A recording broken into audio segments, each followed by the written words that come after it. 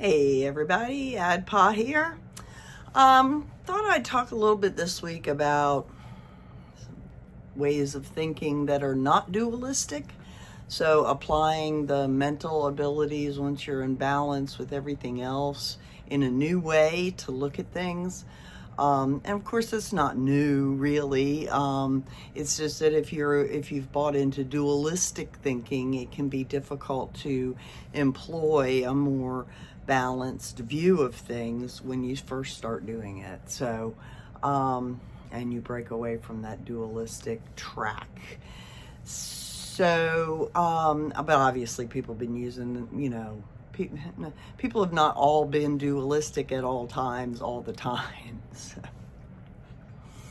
But deductive reasoning is really what I want to talk about, because that is where we're employing logic, experience, facts, knowledge, intuition, and a lot of other things in the mental faculties in terms of interpretation, sorting data, etc., to come around to get a theory based on evidence and facts of what may have occurred in cases where it's not always possible to otherwise prove it.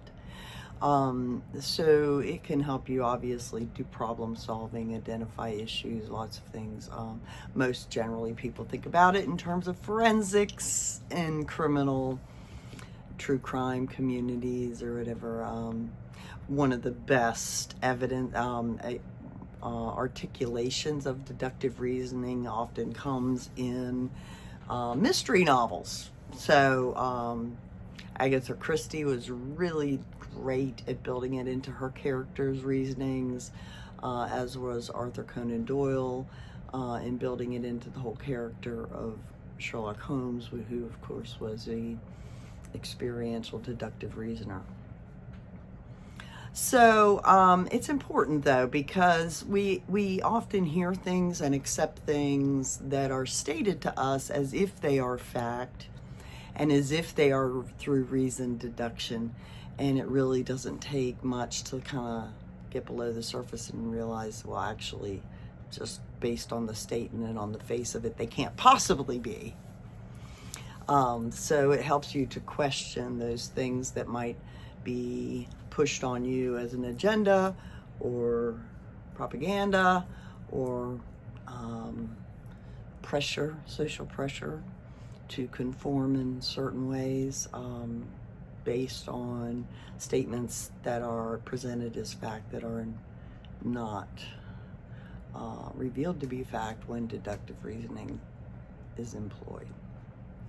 So one little thing I'll talk about, and then we'll throw the cards and see what the tarot brings out about how to employ deductive reasoning in day-to-day experiences to help people as they're walking through life, to help them in their good walks through life.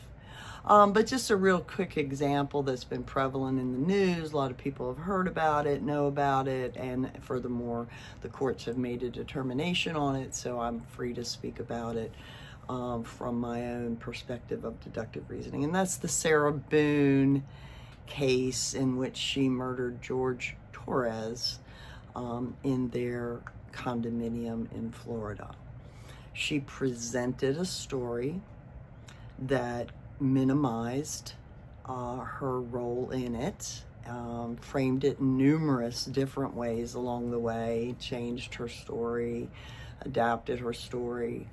But when you look at the actual timeline and the facts that were presented, it becomes evident that nothing that Sarah Boone said about how whatever unfolded that night unfolded was likely true.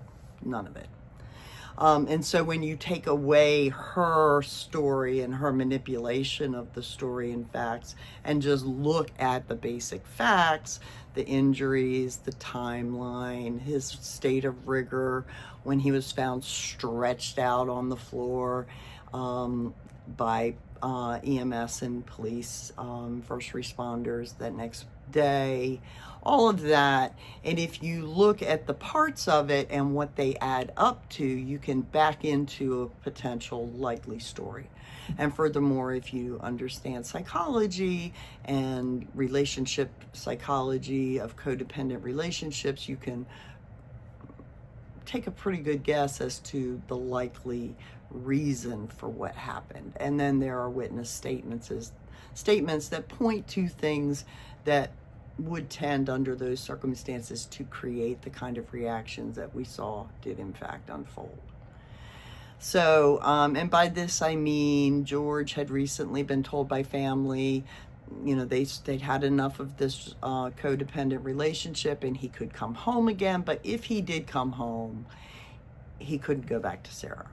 At the same time, Sarah was negotiating her new lease. She needed George on to be part of all of that. She was pressuring him to marry her. She clearly had some idea in her mind of requiring him.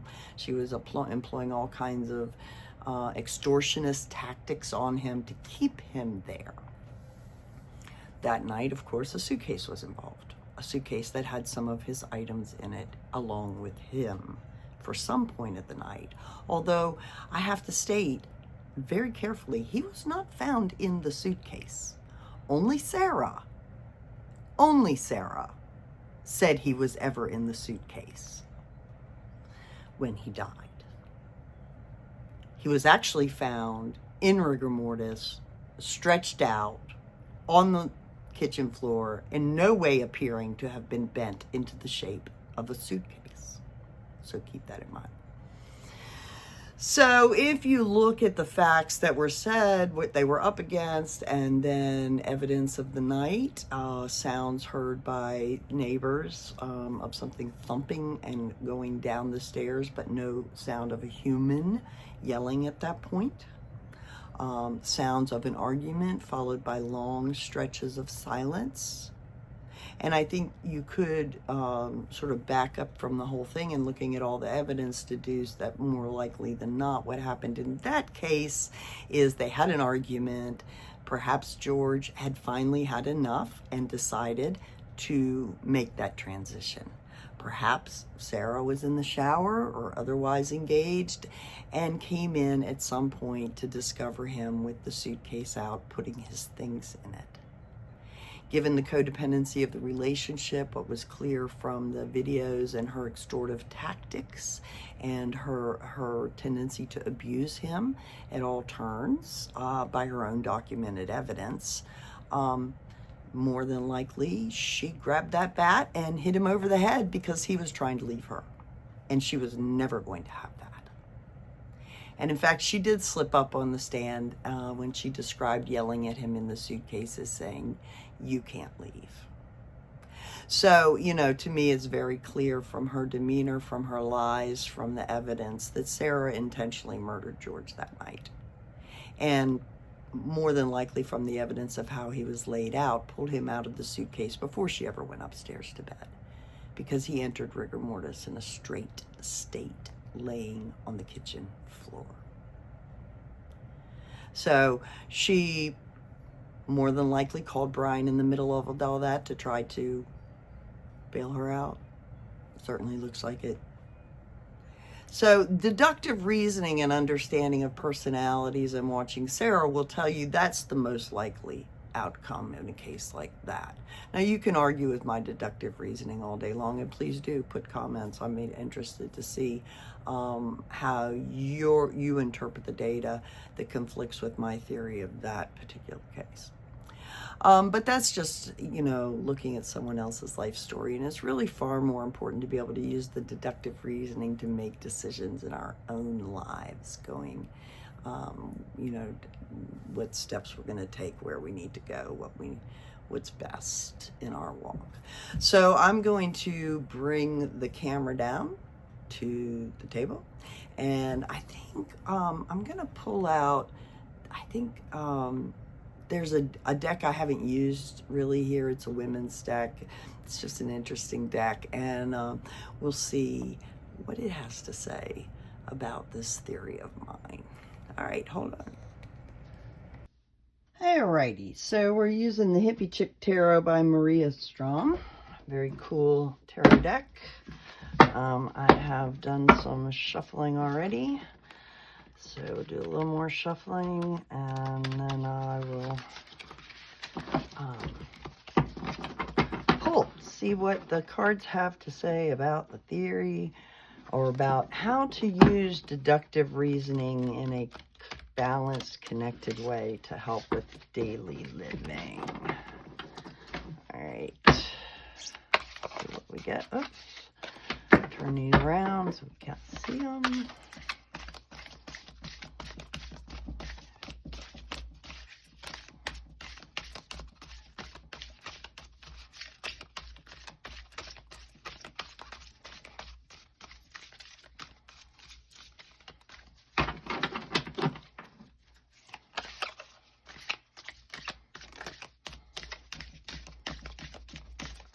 Alrighty, so getting here close. Alright, these are a little more difficult. I don't usually get a card that jumps at these big decks a little too hard, so we're just going to stop there. And let's see what we got. Alright, so the signifier is the 5 of Earth. That's the 5 of Pentacles typically. We often think of this as an out in the cold card. It's a card about the body. It's not a card about the mind, but you see she has faith on her shoulder. She's looking out the window and she has faith in what she's going to see there. So I think in some ways that's talking about this theory of having faith that this will somehow address people's being out in the cold in the world. The challenge, there we go. This is the 5 of Think. So the 5 of Earth, challenged by the 5 of Think. So I would say that this is your well-being is challenged by how good your thinking is. That's very appropriate to the question. At the base of it, what we can control, the 10 of Cups. They use cups for feel in this deck. I use wands for that, but that's okay. 10 of feel is that happy families card in the regular tarot. That's talking about what we have control over is fulfillment of spirit. To the extent that we fulfill what is available to us through our spiritual faculties, we have control over that. The recent past, the Teen of Earth. That's that page of Pentacles, of Earth, opening the door to well-being. So this is something recently that's happened through new information coming in. Thing that we can't control, and that is the card Reborn. That is the Fool card. You know, we cannot control that we are on this journey. We're already on this journey. We're already on the Fool's journey. There are certain things that have to happen for the Fool on their journey, and that's the thing we can't control. We can't control those unexpected new beginnings. Before us, the 10 of Pentacles, or Earth. And this is fulfillment of well-being. This is something that we want, that we're striving for. Where we see ourselves. 6 of Feels. This would be 6 of Cups. You know, and a lot of people see that as nostalgic. What I'm seeing here is that, you know, I don't see the thinking engaged here. I see spirit. I see earth. A lot of that. People, how they feel, how their body feels. A lot of feels. But in reality, it's really about spirit, your physical body, the earth. So, you know, we want this. Right now, we We don't think we have that. We're thinking about what we've lost, how it used to be. Environment around us, more of those cups, that Two of Cups. And that's about a union, about to go out and find support, you know. So here there's about to become 3. She's pregnant. There's the love that brought it. The 2 coming together creates a 3rd that isn't born yet. But that's the environment we feel like we're in, is this anticipation of what's coming. Hopes and fears. Oh, reborn is not the Fool. So what is reborn? I have to go back and check that, because hopes and fears is the Fool. This must be the World. The World is reborn, the last card. So we'll come back and wrap it all up, but it's still about endings and beginnings either way. But hopes and fears, this Fool upside down, you know, people are afraid that they can't do this again. They can't start over again. They feel like they have no choice. They don't know how to do this. They've been split between 2 things, dualistic, dualistic, dualistic, you know. And in my philosophy, the 2 things that people focus on that are dualistic are actually wands, which is fire and emotion, and the mind. And then they don't really pay attention to the spirit or the body until they're forced to. Final outcome is the Moon. So, you know, it's not clear.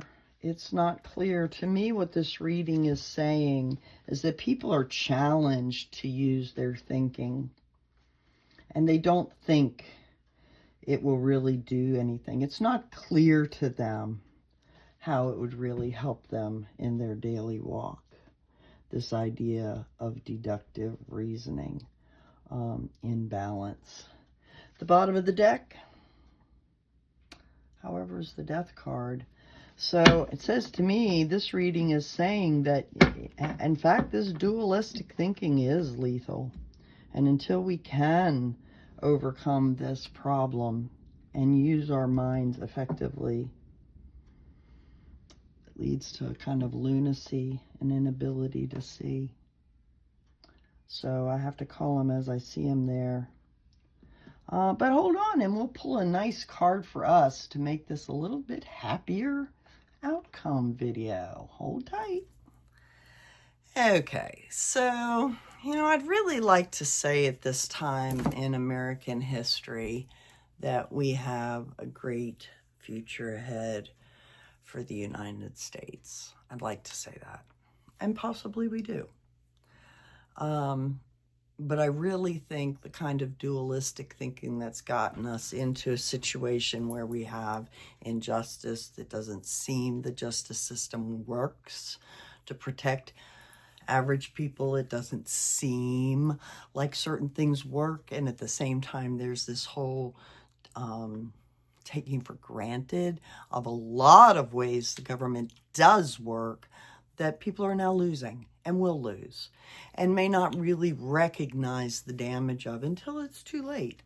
So when there's no one to put out the wildfire, or there's no one to tell you about the disease that's going around, you can't get medical help because you don't have insurance. You know, there's just all these things that government is sort of offsets the vagaries of nature. And so when you take all that away, nature is going to come in, and that's the earth.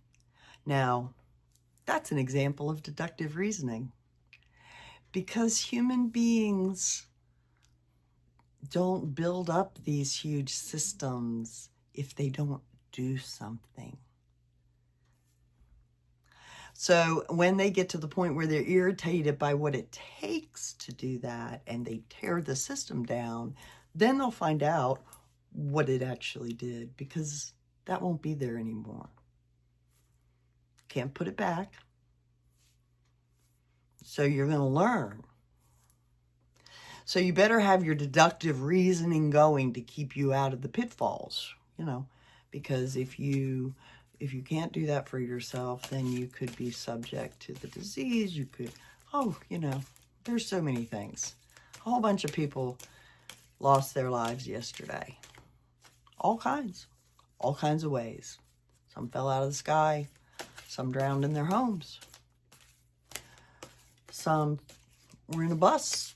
Some were just run over by angry people on foot. Happens every day around the world. People, for whatever reason, end up in situations where they lose their lives. Some of it they could think their way out of beforehand. Some of it you can't.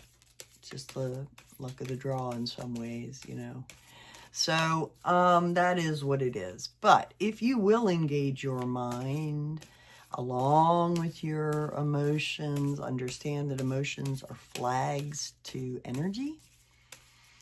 Work with that energy or spirit. Understand it's all connected to the body, and that your body is connected to the earth. You come from the earth. So connect to that.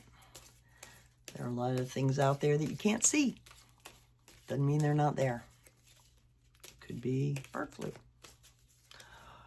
Could be an elk person. So if you want to know what's out there that you can't see, you got to go to the people who know. So scientists can tell you about the bird flu.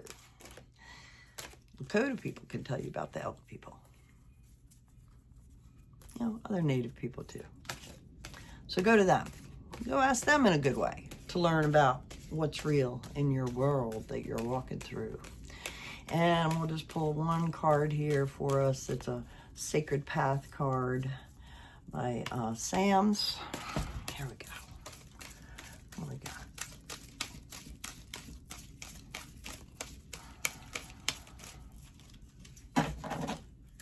Alrighty, what's it going to be?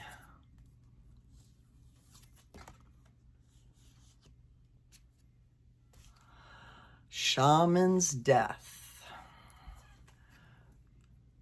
Shaman's death. Death and rebirth. It's all about that.